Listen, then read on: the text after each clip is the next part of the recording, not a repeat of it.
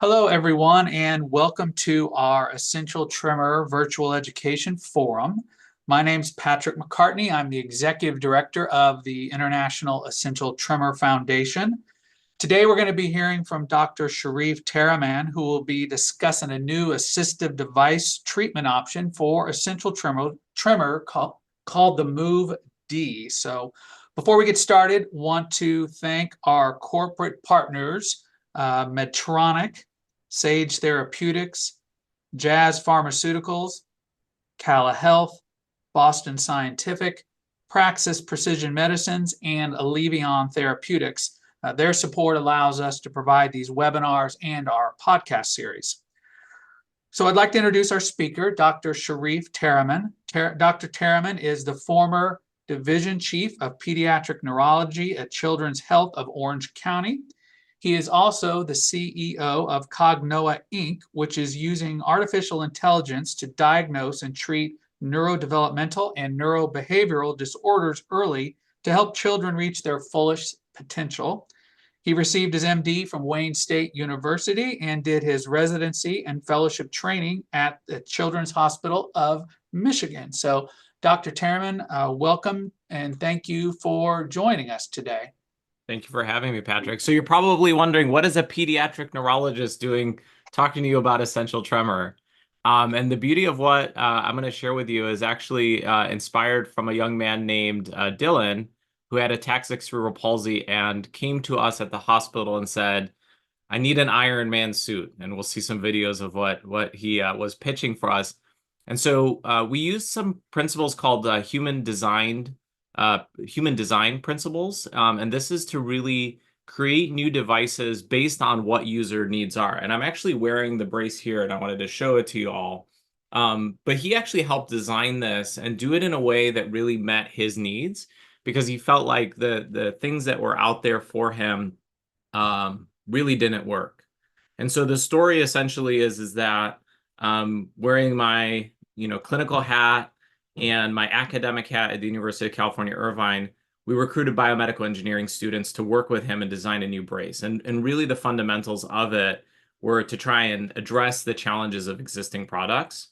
And then serendipitously, what we found is because we designed it for humans, right, and around a real problem, not, hey, I have a widget, let me go find a problem to solve it, it actually worked really, really well when we started testing it in older adults or adults with essential tremor, because most children don't start experiencing essential tremor until much later in their life. And usually when they're young, it doesn't really affect their ability to function. But later on, obviously, essential tremor can be a very significant condition that affects your ability to function. So I'm going to share our Move D story with you, and hope you enjoy it. Okay, so essentially, Move D, as I mentioned, was inspired by this young man named Dylan. And I have a couple diamond faces to them. So this is the video that he submitted to the hospital asking for our support. And you can see his ataxic cerebral palsy and sort of dystonia and dystonic tremor have a lot of overlapping features with other movement disorders, including essential tremor. And so you're going to see him try and put Nutella on toast. You buy this at Albertsons. And yes, he...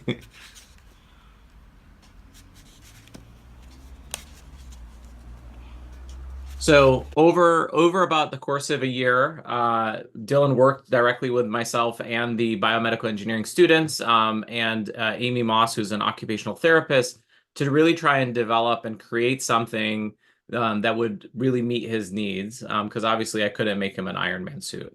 So what you'll see in this video is, him trying to do things that he likes, like doing Legos. Again, these are challenges. Even, trying to drink something without spilling it is just extremely challenging for him. Many of you probably have experienced this test in some kind of clinical scenario, or even, tried to just write something and found it's very difficult to have that activity of daily living be done in a manner that is not disruptive or challenging. We know, obviously, there's a huge number of people that struggle with essential tremor. It's about 7.3 million. ataxic cerebral palsy, Parkinson's disease, and other related movement disorders really can be addressed by this brace that we designed. So the really kind of key components when we were sitting down and talking to Dylan about what's out there and what are the challenges, kind of one of the biggest things came on is it's really hard sometimes to put these things on ourselves. And so the device is actually designed with these straps that you can kind of put on really easily. There's stop gaps for it. So again, we worked really hard to try and say, can you try and put this on and off without any support or assistance, and do it where it's not challenging. The other thing that Dylan really kind of advised us on, as well as others that we had worked with, is this concept of comfort. So, can you wear it for long periods of time, throughout the school day? His mom actually was like, hey, it needs to be easy to clean because, he'll wear it out, playing outside and it gets dirty. Being non-electric actually was a huge problem that was identified by a lot of patients. They really didn't like the electrical stimulation type devices. They felt like those were a part of the non-comfort issues. And then growing with the users. So one of the challenges is especially in pediatrics, is being able to grow with the user. And so this growing with the user concept turned into just being extremely adjustable, which I think is also just beneficial for anyone in the adult population as well. And so this is the typical spiral test. You actually can count how often you get out of this band in the middle here, and versus when you're wearing the brace. You can see there's about a 43% improvement in that use of the brace. And then, sorry for going back, just handwriting, I really can't read what this says, but I can read it much, much clearer when the brace is being used. We did a clinical trial at Children's Hospital of Orange County, recruiting primarily young adult and adolescent patients with movement disorders. We found increases equivalent to what would be like 4.5 years of developmental ability and fine motor skills. Increase in upper limb coordination equivalent to about 2.5 years in about 50% of responders, and then increase in the ability of manual coordination skills. And so you can look at percentile rankings. So we saw about a 7.5 percentile increase in responders in their manual coordination skills. And so and these are all on this scale called the BOT2, which is a test of motor proficiency. So essentially what we were really trying to focus on, again, is from a clinician provider perspective, improve the patient tolerance and compliance with these kinds of devices. It really, as a clinician, it doesn't make sense for me to prescribe something for somebody if they're never going to use it. Really try and focus on how do we improve those motor skills, both fine motor and gross motor, with a single device. I think a lot of patients have sort of told me, oh, I have this device for when I'm doing this. I have this device when I'm trying to do that. And so really trying to create a one-time fit, grows with the patient. And so the adjustability of this can help with how much tension I put on the joint. And so if I'm trying to do more fine motor skills, I can kind of lock it down. And so it's a little bit less, it will help me with my more fine motor skills. And then you can loosen it to do more gross motor skills. And we'll show you some videos of them doing gross motor skills. The other really interesting thing that kind of came out is, in addition to this adjustable joint, we actually found that having a small, soft pressure point over the ulnar nerve actually helped reduce the tremor significantly. And it's because there was an unopposed kind of U fibers that happens with some of these tremors. And so putting a little bit of almost like a pressure point, but obviously soft so it doesn't cause any skin breakdown or anything, over that ulnar nerve seem to have reduced the tremors significantly. So it's a combination of the two. And then again, on the patient caregiver side, really thinking about, economic impact. How many devices do they have to buy? How many pieces of adaptive equipment do they have to buy? And then just really trying to improve the quality of life and ability to perform these, what we call activities of daily living. So just being able to do the things that you want to be able to do without, somebody helping you. So here's an older patient who has essential tremor. I'm going to show you her putting on the device herself and then filling a pot of water. I'll actually kill the video here, the sound. So you can see her, putting it on herself. So, doesn't need a second set of hands to do it. And then adjustability of it.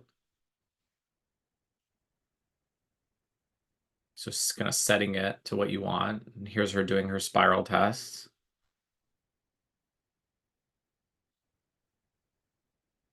And then you can see on her left hand here, she has the tremor.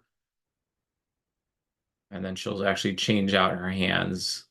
And then you'll see her ability to hold it without having as much tremor. And then here's Dylan doing some gross motor movements, something that he really struggled with. And again, inspired by kids like Dylan, and so affectionately named after him. And then we have a website, it's called movedbrace.com if you want to learn more about the device, the story behind it. And again, this is a partnership between the Children's Hospital of Orange County, Innovation Lab, and University of California, Irvine, to try and help bring new stuff out to market and help people. Excellent, Dr. Taraman. Thank you very much. Quick question for you. Have you, in your research that you did you see the device? Did you have people with varying degrees of tremor, which you would define as maybe mild, moderate, and severe, and notice it helping one level more than another? Yeah, no. So across the board, we didn't. We used actually a number of different movement disorders. So anyone who had any kind of movement disorder was able to be recruited into the trial. And the severity of those movement disorders were all over the place. It probably doesn't work for someone who has like hemibolismus type thing.